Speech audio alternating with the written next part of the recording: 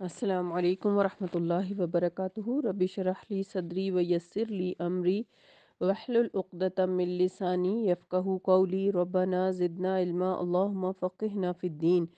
اللہم ارنا الحق حقا وارزقنا اتباعہ وارنا الباطل باطلا وارزقنا اجتنابہ۔ آیت نمبر 186 سورۃ الاعراف تک ہم پڑھ چکے، ریکیپ کر لیتے ہیں۔ اعوذ باللہ من الشیطان الرجیم، بسم اللہ الرحمن الرحیم۔ وَلِلَّهِ الْأَسْمَاءُ الْحُسْنَى فَادْعُوهُ بِهَا وَذَرُوا الَّذِينَ يُلْحِدُونَ فِي أَسْمَائِهِ سَيُجْزَوْنَ مَا كَانُوا يَعْمَلُونَ۔ اللہ کے اچھے اچھے نام ہیں، انہی ناموں سے اسے پکارا کرو اور ان لوگوں کو چھوڑ دو جو اس کے ناموں میں کجروی کرتے ہیں۔ جو کچھ وہ کرتے ہیں جلد ہی انہیں اس کا بدلہ مل جائے گا۔ اور ہماری مخلوق میں سے کچھ لوگ ایسے بھی ہیں جو حق کی طرف رہنمائی کرتے ہیں اور اسی کے مطابق انصاف کرتے ہیں،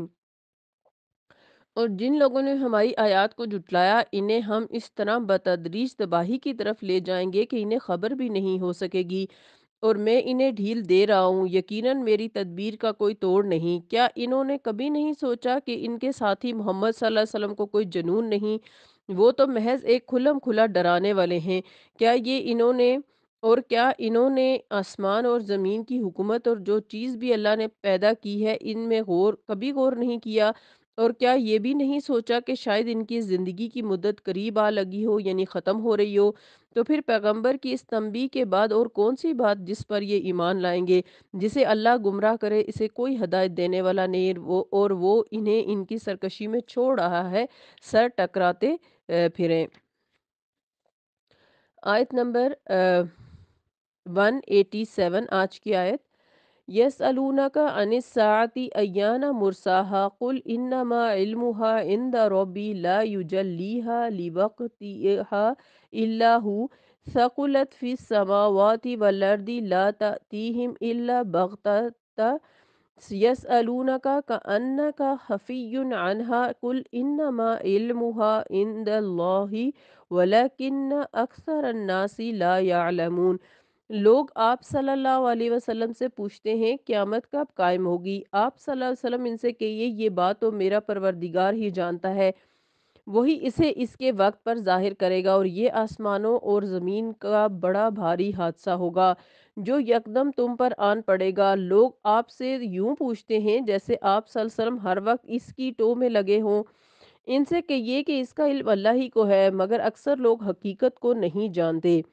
تو یہاں پر جو پہلی بات اہل مکہ آپ صلی اللہ علیہ وسلم سے کہتے تھے کہ قیامت کب آئے گی، تو اللہ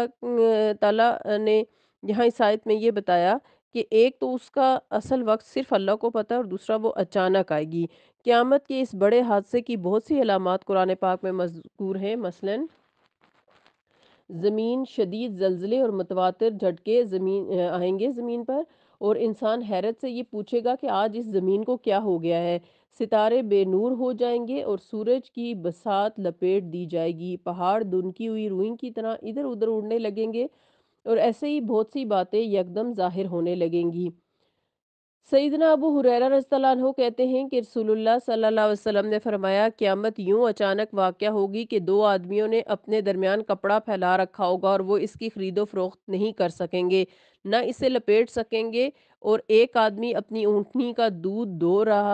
دھو کر لوٹ رہا ہوگا مگر وہ اسے پی نہیں سکے گا، اور ایک آدمی اپنے حوض درست کر رہا ہوگا مگر وہ اس میں سے اپنے جانوروں کو پانی نہیں پلا سکے گا، اور ایک آدمی اپنا نوالا منہ کی طرف اٹھایا ہوگا مگر وہ اسے کھا نہیں سکے گا۔ یہ صحیح بخاری کی حدیث ہے۔ دوسری بات جو اس آیت میں بتائی گئی کہ قیامت کا وقت نہ بتانے کا کیا فائدہ۔ لوگ آپ سے قیامت کا سوال اس طرح کرتے ہیں جیسے آپ صلی اللہ علیہ وسلم اسی مسئلے کی تحقیق اور تفتیش اور کھوج میں لگے ہوئے ہیں اور تلاش کے بعد اس کے علم تک رسائی حاصل کر چکے ہیں، حالانکہ قیامت کا علم صرف اللہ تعالیٰ کے ساتھ مخصوص ہے، اور انبیاء علیہ السلام کسی ایسی چیز کے پیچھے نہیں پڑتے جسے بتلانا اللہ تعالیٰ نے کسی خاص مصلحت کی بنا پر روک دیا ہو، اور ظاہر ہے کہ اگر قیامت کا علم متعین تاریخ اور سن کے ساتھ دے دیا جاتا یا کسی کو اس کی موت کے وقت سے آگاہ کر دیا جاتا تو اس طرح یہ دنیا انسان کے لیے دارالامتحان نہیں رہ سکتی تھی، لہٰذا یہ باتیں کسی نبی تک کو بھی نہیں بتائی گئی۔ مشیت الہی کے عین مطابق یہی بات ہے، اور لوگوں کو ایسے سوال کے پوچھنے سے اور اس کے پیچھے پڑنے سے گریز کرنا چاہیے، بلکہ اس کے لیے تیاری کرنی چاہیے جو اصل ہم سب کا کام ہے۔ آیت نمبر 188، کل لا املکو لنفسی نفعا ولا ذرا الا ما شاء اللہ ولو کنت اعلم الغیب لستكثرت من الخیر وما مسنی السوء ان انا الا نذیر وبشیر لقوم یؤمنون۔ آپ صلی اللہ علیہ وسلم کہہ دیجئے، مجھے تو خود اپنے آپ کو بھی نفع یا نقصان پہنچانے کا اختیار نہیں، اللہ ہی جو کچھ چاہتا ہے وہ ہوتا ہے، اور اگر میں غیب جانتا ہوتا تو بہت سی بلائیاں حاصل کر لیتا اور مجھے کبھی کوئی تکلیف نہ پہنچتی۔ میں تو محض ایک ڈرانے والا اور بشارت دینے والا اور ان لوگوں کو جو ایمان لائے ہیں ان کے لیے ہوں۔ اہ، علم غیب کے فائدے اور علم غیب اللہ کے سوا کسی کو نہیں، یہ بات یہاں اس آیت میں بتائی جا رہی ہے کہ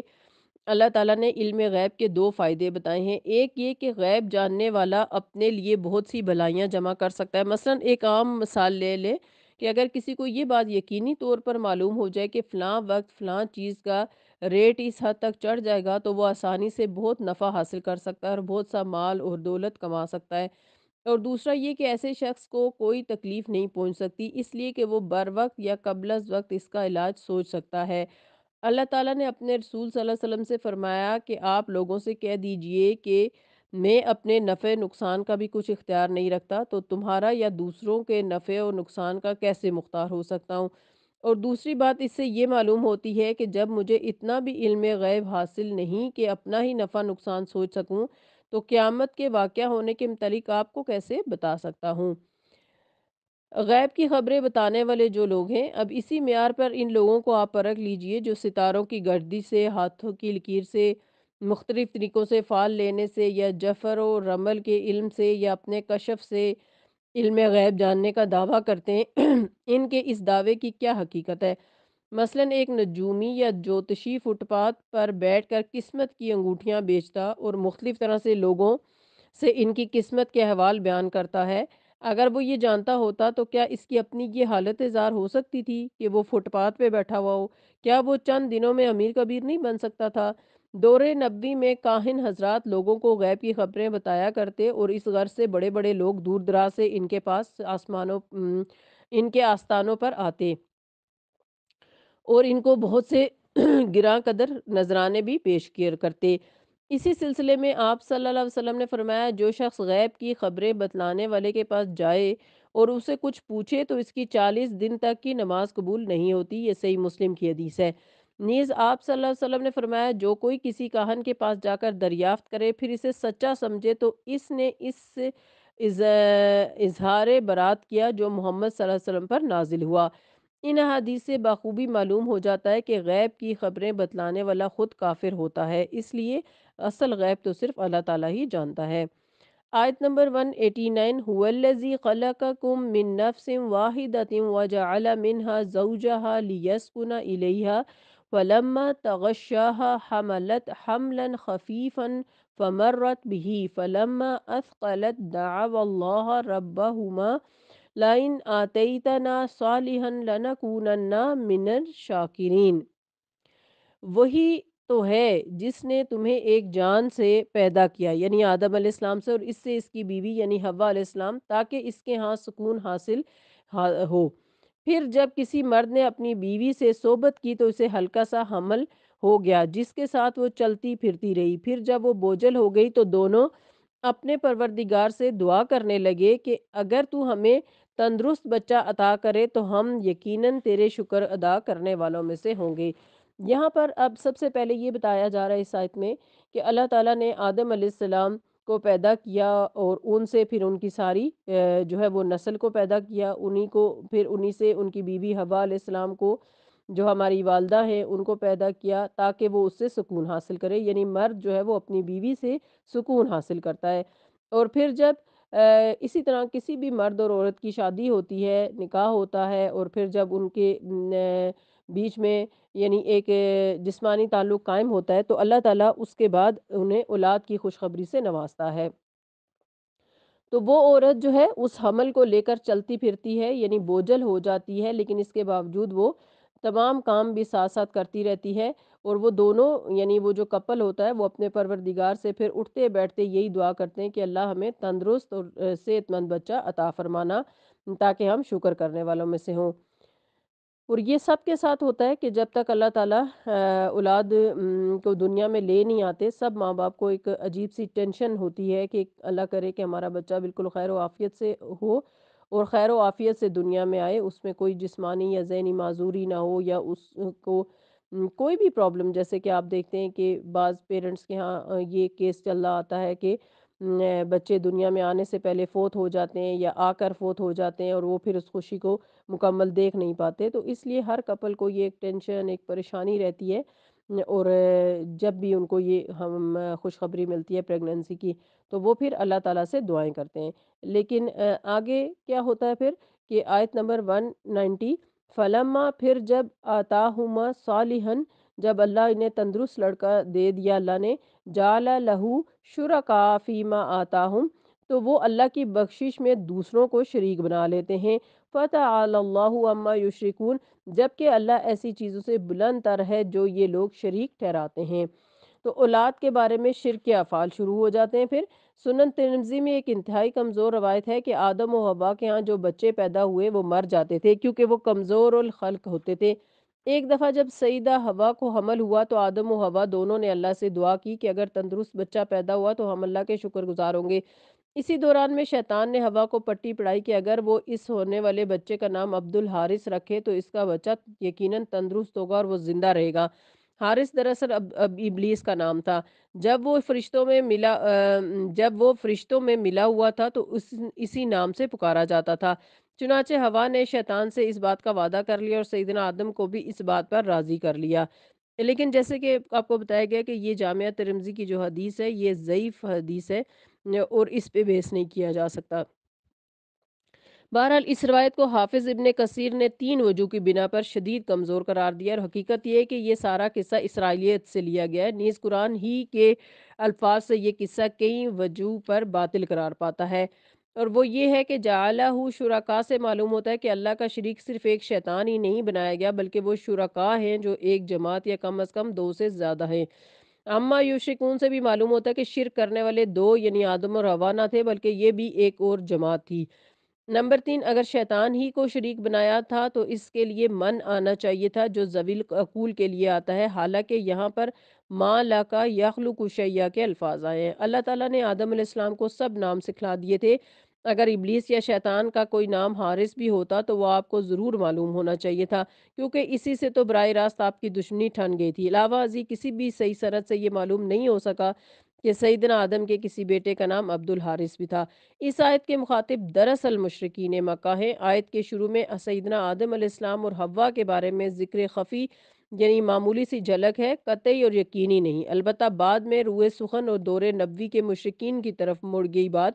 کہ جن کی عادت تھی کہ جب بچہ پیٹ میں ہوتا تو اس کی سلامتی اور تندرستی کے لیے اللہ سے دعائیں کرتے تھے، جبکہ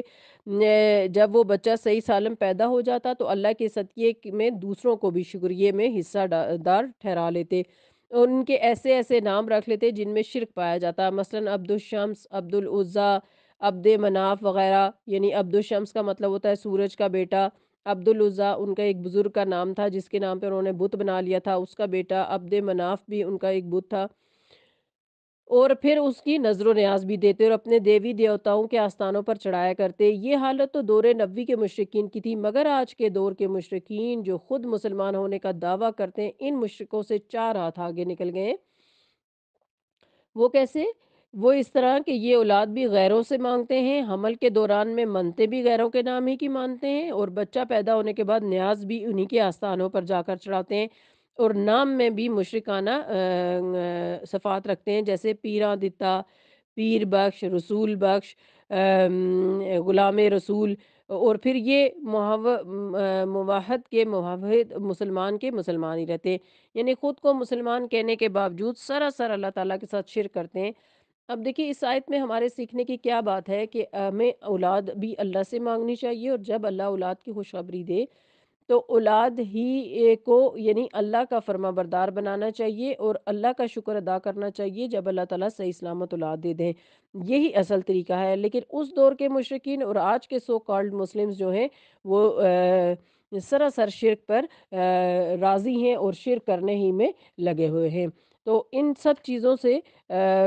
بہت زیادہ احتیاط کرنے کی ضرورت ہے کہ ان چیزوں میں پڑھ کر انسان اپنا عقیدہ نہ خراب کر دے، اپنی آخرت کو نہ گنوا دے۔ تو پھر کہا جا رہا ہے آیت نمبر 191 میں یشرکون ما لا یخلق شیئا وهم یخلقون، کیا وہ ایسی چیزوں کو شریک ٹھہراتے ہیں جن کا کسی چیز کو پیدا کرنا تو درکنار وہ خود پیدا کیے جاتے ہیں۔ آیت نمبر 192 ولا یستطیعون لہم نصرا ولا انفسہم ینصرون، اور نہ تو ان کی مدد کر سکتے ہیں نہ ہی اپنی مدد کر سکتے ہیں۔ تو مخلوق الہ نہیں ہو سکتی۔ اس آیت میں الوہیت کا یہ معیار پیش کیا گیا ہے کہ جو مخلوق ہو وہ الہ نہیں ہو سکتی۔ اس معیار کے مطابق اللہ کے سوا سب الہ باطل قرار پاتے ہیں، خواہ وہ فرشتے ہوں یا انبیاء ہوں یا شجر و حجر ہوں یا اولیاء و بزرگ ہوں، خواہ وہ زندہ ہوں یا فوت شدہ، کیونکہ ان میں سے ہر چیز اللہ کی مخلوق ہے، اور جو مخلوق ہے وہ فانی بھی ہے اور جو فانی ہے وہ الہ نہیں ہو سکتی۔ اور پھر محتاج الہ نہیں ہو سکتا، یعنی ایک تو اللہ کی جاندار مخلوق ہے جسے تم الہ بناتے ہو، جیسے فرشتے یا انبیاء یا اولیاء وغیرہ جنہیں حاجت روا اور مشکل کشا تصور کیا جاتا ہے یا کیا جاتا رہا ہے، یہ بھی الہ نہیں ہو سکتے۔ تو پھر جو تم پتھر کے بت بنا کر انہیں خدائی کا درجہ دے کر ان کی پوجا پاٹ کر دیتے ہو، وہ کیسے الہ ہو سکتے ہیں؟ تو وہ تو اپنے منہ سے مکھی بھی نہیں اڑا سکتے، تو وہ تمہاری مدد کیا کریں گے اور تمہاری کیا رہنمائی کریں گے؟ اگر تم انہیں راہ کی طرف بلاؤ تو وہ آ بھی نہیں سکتے، تم انہیں بلاؤ یا نہ بلاؤ انہیں ہی بات ایک ہی بات ہے، کیونکہ وہ تو حرکت بھی نہیں کر سکتے۔ پھر آگے کہا جا رہا ہے آیت نمبر 193 وَإِن تَدْعُوهُمْ إِلَى الْهُدَى لَا يَتَّبِعُونَ سَوَاءٌ عَلَيْهِمْ أَدَعَوْتُمُوهُمْ أَمْ أَنْتُمْ صَامِتُونَ، اگر تم انہیں راہ راست کی طرف بلاؤ تو تمہاری پیروی نہیں کریں گے، تم انہیں بلاؤ یا خاموش رہو، تمہارے لیے ہی ایک ہی بات ہے۔ یعنی یہ جو بت ہیں جنہیں تم پوجتے ہو یہ تو اپنی جگہ سے نہیں ہل سکتے، نہ یہ ہدایت کی طرف آ سکتے ہیں، نہ تمہارے لیے یعنی کوئی جواب دے سکتے ہیں، یعنی یہ کسی بھی طرح سے تمہارے مددگار نہیں ہو سکتے۔ آیت نمبر 194 ان الذین تدعون من دون اللہ عباد امثالکم فادعوہم فلیستجیبوا لکم ان کنتم صادقین، جن لوگوں کو تم اللہ کے سوا پکارتے ہو وہ تو تمہاری کی ہی طرح کے بندے ہیں، اگر تم اپنے دعوے میں سچے ہو تو ضروری ہے کہ جب تم انہیں پکارو تو وہ تمہیں اس کا جواب دیں۔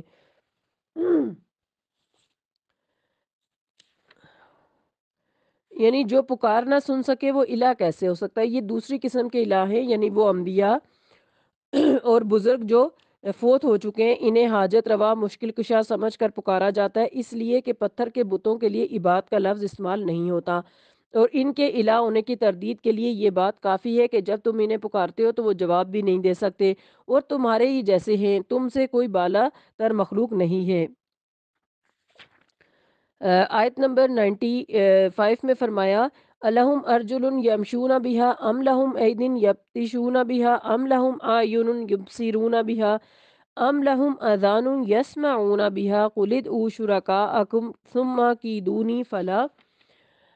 تنظرون۔ اب یہاں کیا کہا جا رہا ہے کہ کیا ان کے یعنی جن کو تم پکارتے ہو اللہ کو چھوڑ کے، کیا ان کے پاؤں ہیں جن سے وہ چلتے ہوں، یا ان کے ہاتھ ہیں جن سے پکڑتے ہو، یا ان کی آنکھیں ہیں جن سے دیکھتے ہوں، یا ان کے کان ہیں جن سے سنتے ہوں؟ یا آپ صلی اللہ علیہ وسلم ان سے کہیے اپنے سارے شریکوں کو بلاؤ اور میرا جو کچھ بگاڑ سکتے ہو بگاڑو، مجھے تم بالکل بھی مہلت نہ دو۔ تو جو بات مشرکوں نے بنا رکھے تھے، یعنی جو بت ان کے ہاتھ پاؤں ناک کان آنکھیں وغیرہ سب کچھ ہوتا ہے، اللہ تعالیٰ مشرکوں سے یہ پوچھتے ہیں کہ ان بتوں کے جو تم نے پاؤں بنا رکھے ہیں کیا یہ ان کے ساتھ چل سکتے ہیں؟ کیونکہ پاؤں بنانے کا مقصد تو یہی ہوتا ہے نا کہ ان سے چلا جا سکے، پھر جب یہ پاؤں اپنی غرض اور مقصد پورا نہیں کر سکتے تو ایسے پاؤں بنانے کا کیا فائدہ؟ اسی طرح ان کے جو تم نے ہاتھ بنا رکھے ہیں تو ان سے یہ کچھ پکڑ نہیں سکتے، تمہاری بنائی ہوئی آنکھوں سے یہ دیکھ نہیں سکتے، اور نہ کانوں سے سن سکتے ہیں، تو ایسے مصنوعی اعضاء بنانے کا فائدہ کیا ہے جو اپنی غرض پوری نہ کر سکیں؟ تو شرک کی مختلف صورتیں یہاں پر بتائی جا رہی ہیں۔ مشرکوں کے شرک میں 3 صورتیں پائی جاتی تھیں۔ مثلا ایک شخص سورج پرست تھا، تو شرک کی ایک دوسری صورت یہ تھی کہ وہ بالخصوص سورج کے نکلتے وقت اور غروب ہوتے وقت اس کی طرف منہ کر کے اور اس کے سامنے ہاتھ باندھ کر ادب سے کھڑا ہو جائے۔ دوسری شکل یہ کہ ستاروں کی روح کو پوجا جائے، انہیں اندل ضرورت پکارا جائے، یعنی جب ضرورت ہو۔ اور تیسری صورت یہ کہ ان کی ارواح کی خیالی تصویریں بنا کر، ان کے مجسمے بنا کر عبادت خانوں میں یا آستانوں میں رکھے جاتے اور پھر ان کی پوجا کی جاتی، اور تصور یہ ہوتا کہ اس مجسمے کے سامنے اس کی روح کا تعلق قائم رہتا ہے، لہٰذا ان مجسموں کی جو پوجا پاٹ کی جاتی ہے وہ ان مجسموں کی نہیں بلکہ ان کی روحوں کی جاتی ہے۔ مسلمانوں میں بھی یہ مرض عام ہے، وہ مجسموں کے بجائے اولیاء اللہ کی قبروں سے یہی تمام تر عقائد وابستہ کر دیتے ہیں۔ اللہ تعالیٰ نے ان آیات میں شرک کی ان سب اقسام کا رد فرمایا ہے۔ تو اس لیے ہر طرح کے شرک سے انسان کو جو ہے وہ بچنا چاہیے۔ شرک کا ٹاپک جو ہے وہ ابھی چل رہا ہے، انشاءاللہ تعالی ہم یہیں سے آگے شروع کریں گے کل۔ ہمارے لیے اس میں سیکھنے کی بات یہ ہے کہ جو بھی اللہ کے علاوہ ہم لوگوں نے اپنے اگر کوئی سرپرست بنا رکھے ہیں یا ہمیں لگتا ہے کہ وہ ہمارے کام بگاڑ دیں گے یا ہمیں نقصان سے بچا لیں گے، تو یہ سراسر شرک ہے۔ اور